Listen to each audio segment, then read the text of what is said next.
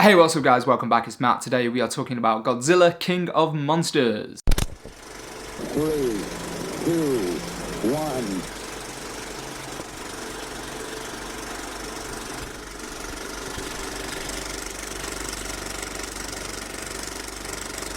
Directed by Michael Dougherty, starring Kyle Chandler, Millie Bobby Brown, Vera Farmiga and Ken Watanabe. Godzilla King of Monsters is the sequel and follow-up to 2014's Godzilla. It's also kind of a sequel to 2017's Kong Skull Island, because apparently the next one's going to be like Godzilla versus Kong.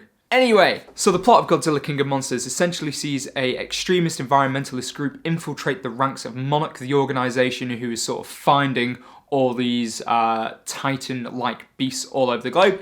They essentially want to wake them all up to almost bring about the destruction of the Earth, but kind of in the hope that they only destroy Earth a little bit and that the surviving humans can kind of coexist with whoever's left. Needless to say, things don't quite go to plan, and once the evil three-headed Ghidorah is woken up, it kind of just all goes to shit and monsters are just fucking shit up. Of course, there's only one person, or rather monster, who can save us. That is Godzilla. Just like 2014's Godzilla, the film follows the point of view more of the people on the ground as opposed to the monsters. So during sort of any action sequences, which there are, there's a lot of monster v monster action in this movie. It's always kind of from the point of view if you were stood on the ground with this going on around you. Because of that, I feel the fight scenes kind of suffer a little bit. Like, they're still grand and they're still great and they're still big, but you're kind of looking up at them.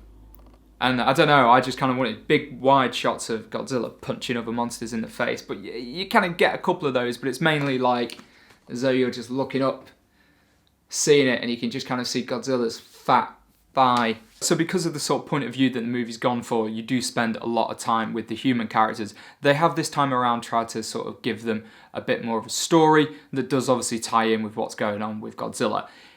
Yeah, it was okay. I enjoyed it enough. It wasn't terrible. It didn't feel like it was just shoehorned in so that it's like, how are we going to follow what Godzilla's doing? I thought it worked really well, and it's obviously building up for something grander in scale of what they want to do with like this kind of overarching Godzilla, King Kong universe that they're working on. I thought Kyle Chandler delivered a pretty good performance in the movie. I also thought Millie Bobby Brown was quite good in the movie as well. Having only seen her play Eleven in Stranger Things, it was kind of refreshing. I mean, she does kind of a lot of the same thing here, but she kind of shows that she does have a bit more acting range, and I'm kind of looking forward to sort of see what kind of other work she does moving forward as a young actress. Ken Watanabe, obviously, one of the main returning people from the first Godzilla movie is Ken Watanabe. He absolutely kills it in every single role that he does. Addition to the cast this time around is Charles Dance, who plays sort of head of the eco-terrorist group. It's Charles Dance. The guy is just a walking acting legend. The less I say about his character, the better. You see the movie and yeah, you'll see. So, as I say, the main sort of pull for the movie is obviously these monster fight scenes. Now, we do get to see a lot of monsters in this movie. Forgive me, I don't know the names of them all, but just to name a few, obviously we get Godzilla, we get Ghidorah, who is essentially the big bad of the movie. We get to see Mothra as well. I think Mothra is my favourite in this movie. And then there's a bunch of others whose names I do not know. All the fights kind of revolve really around the three I've mentioned and one other monster. You kind of see them most. You see odd clips of the other monsters, but any big fight sequence kind of revolves around them. It's just a fun monster movie, and you just need to take it as a fun monster movie. If you really want to start picking it apart, you can obviously completely pick it apart. I found it absolutely hilarious that the kind of like the Monarch as a sort of private non-military organisation seemed to have this endless supply of helicopters. Like, genuinely, like 50 helicopters must have been destroyed throughout this movie, yet they just kept sending more helicopters in. You just got to take all that kind of stuff with a grain of salt and just enjoy it for what it is, which is just monsters beating the crap out of each other.